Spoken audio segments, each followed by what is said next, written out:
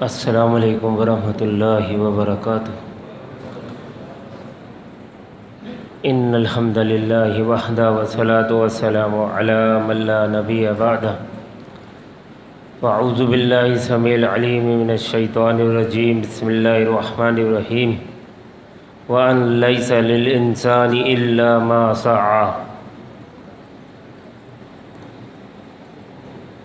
اللہ رب العالمین نے اس کائنات کو بنایا ہے،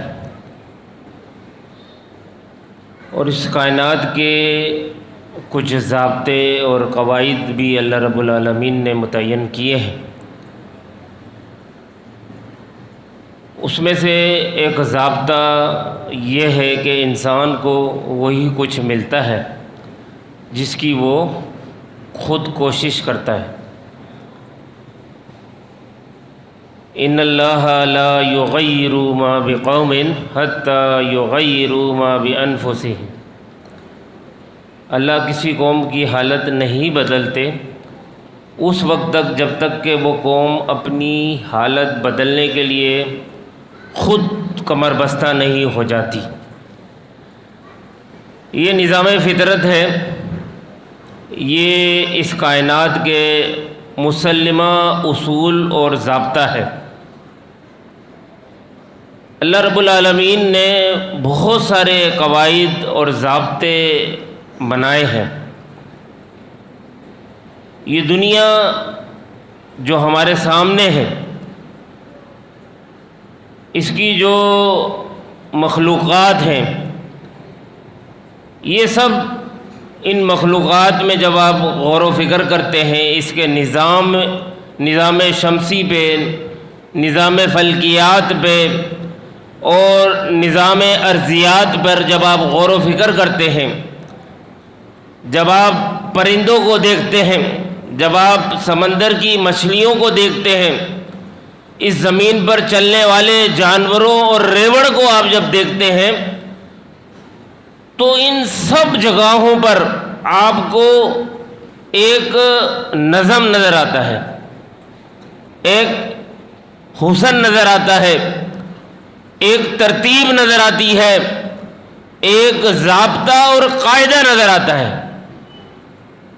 ایسا نہیں ہے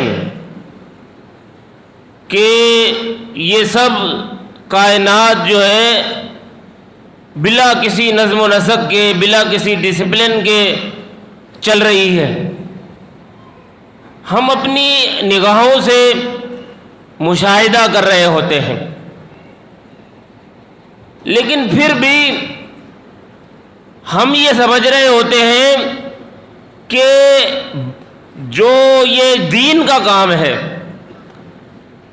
غلبہ دین کا جو کام ہے، یہ ایسے ہی بس وقوع پذیر ہو جائے گا، بس لوگ اٹھیں گے اور انقلاب لے آئیں گے، وہ ایماندار ہو جائیں گے، نمازیں پڑھنے والے ہو جائیں گے، تسبیحاں رولنے والے بن جائیں گے، وہ تہجد گزار بن جائیں گے، تو یہ کوالٹی وہ پیدا کر لیں گے تو وہ غالب ہو جائیں گے۔ لوگوں کے ذہن میں یہ چیز بٹھائی گئی، ہمارے لوگوں میں اس کو پھیلایا گیا کچھ آیات قرآنی کا سہارا لے کر۔ اگر انقلاب خود ہی آنا ہوتا، اگر تبدیلی خود ہی آنی ہوتی، تو رسول اللہ صلی اللہ علیہ وسلم سے بڑھ کر ایمان کسی کا نہیں تھا اور نہ ہوگا قیامت تک۔ ان کے صحابہ سے بڑھ کر قربانی دینے والا اور خون کے دریا پار کرنے والا کوئی نہیں گزرا، نہ گزر سکتا ہے۔ لیکن اللہ کے رسول چاہتے تو اپنے ہاتھ اٹھا کر دعائیں مانگ کر اس مدینے کی، مکے کی بستی میں، عرب کے اس مقام پر وہ انقلاب برپا ہو جاتا، سب لوگ اللہ کو ماننے والے بن جاتے، لات منات عزا اور ہبل کی پرستی ختم ہو جاتی۔ لیکن ایسا تو نہیں ہوا.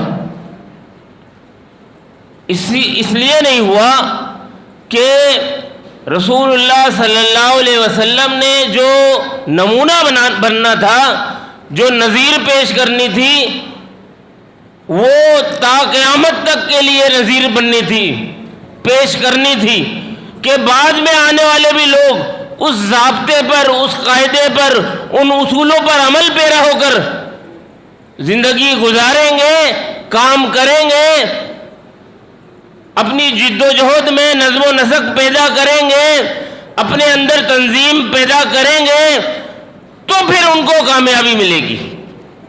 تو اللہ کے رسول نے ایسا ہی کیا. آپ نے اپنے ساتھ لوگوں کو جمع کیا، آپ نے ایک جماعت بنائی، پھر اس جماعت کو تنظیم کے قالب میں ڈھالا، پھر اسے اس وقت کے جو عصر حاضر کے تقاضے تھے اس سے ہمانگ کیا، بہترین قیادت پیش کری، قربانیاں دی، محنت کی، دن رات ایک کیا، خندقیں کھودی، مہاجرین کی صحبتیں برداشت کری، تب کہیں جا کر 23 سالہ جد و جہد کا نتیجہ فتح مکہ کی صورت میں، اسلامی انقلاب کی صورت میں نکلا.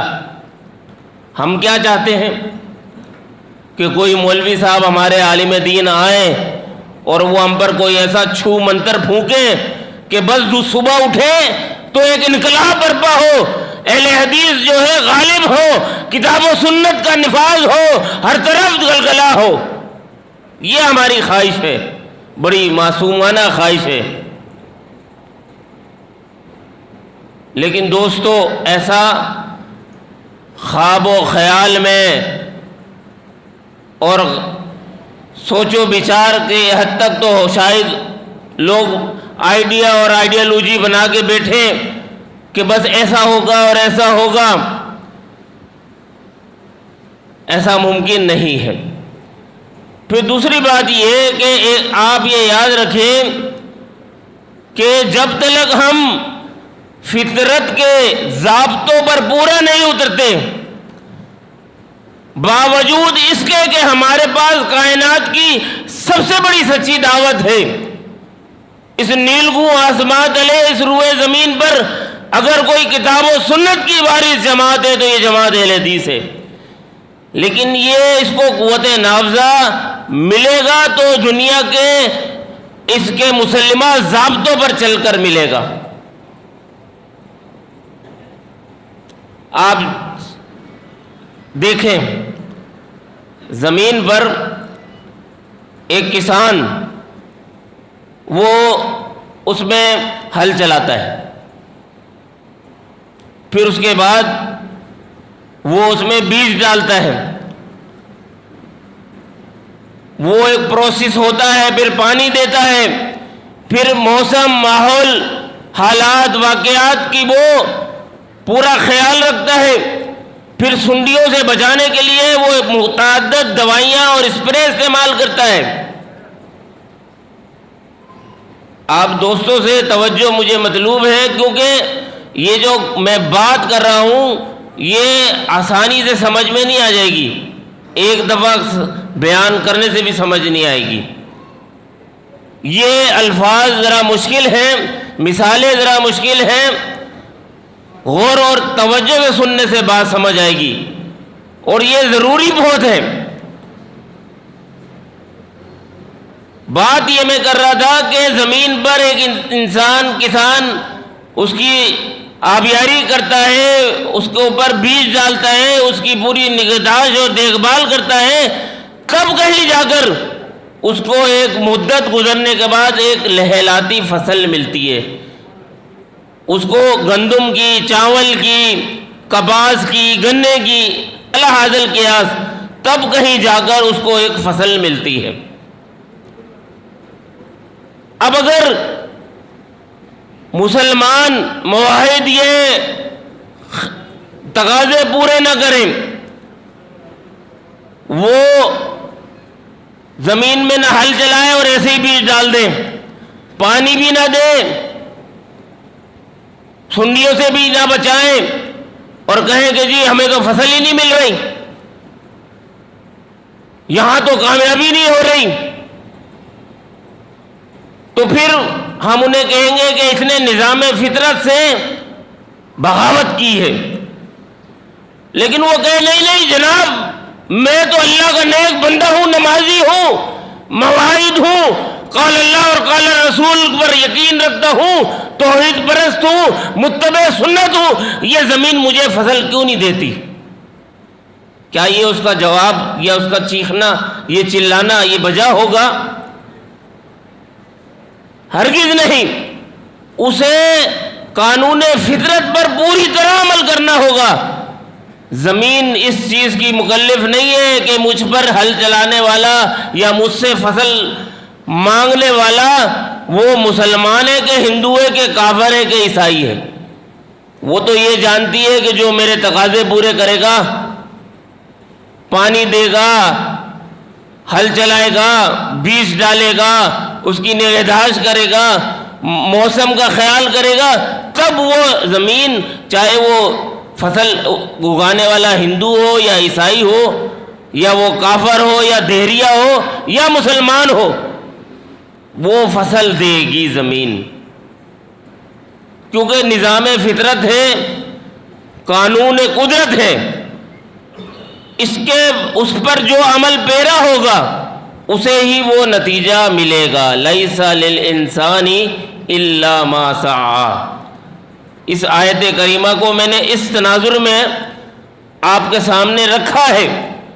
ہمارا مسئلہ یہ ہے کہ ہم یہ سمجھتے ہیں کہ جو دیگر قوتیں ہیں جو یہاں پر محنت کر رہی ہیں، جدوجہد کر رہی ہیں، ان کے ہم دیکھتے ہیں، ان کے مدارس کو جا کے جامعۃ الرشید کو دیکھتے ہیں، بنوری ٹاؤن کو دیکھتے ہیں، اعلیٰ حاضل قیاس ہمارے سامنے ہے۔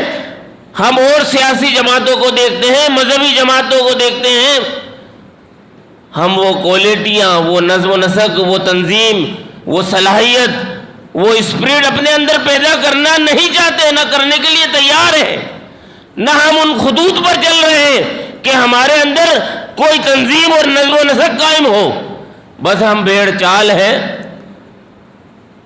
بے نظم ہیں، بے ربط ہیں، اور بس ہماری خواہش ہے کہ بھائی بس انقلاب آنا چاہیے، اہل حدیثوں کو بالادستی ہونی چاہیے۔ تو یاد رکھیے، قانون فطرت کے تحت ہم اگر اس کے تقاضوں کو پورا کریں گے تو پھر کامیابی ملے گی، پھر اللہ نصرت دے گا، پھر اللہ تعالیٰ آپ کو آسانیاں فراہم کر دے گا کہ چلو جی آپ نیک ہو، دیندار ہو۔ اب یہ موضوع میں نے کہا بڑا تفصیل طلب ہے، انشاءاللہ یہ ماہانہ اجتماع جاری و ساری ہے، اس کے ابھی اور بھی پہلو ہیں، میں آپ کے ساتھ شیئر کرتا رہوں گا، اس پر مزید اس کی دہرائی کے ساتھ اس پر مزید بات کریں گے۔ وقت چونکہ مختصر ہے، ہمارے معزز علماء کرام رہنمایان موجود ہیں، تو اس بات کو ہم انشاءاللہ آگے بڑھائیں گے۔ ابھی صرف آپ یہ یاد رکھیں کہ ہم ایک نظام فطرت کی ہم نے بات کی ہے، اور اس نظام فطرت پر ہم نے عمل پیرا ہونا ہے۔ اب یہ آگے اس کی جو بات ہوگی انشاءاللہ ہم کریں گے۔ اللہ رب العالمین ہمیں توفیق عنایت فرمائے، ہمیں سمجھنے کی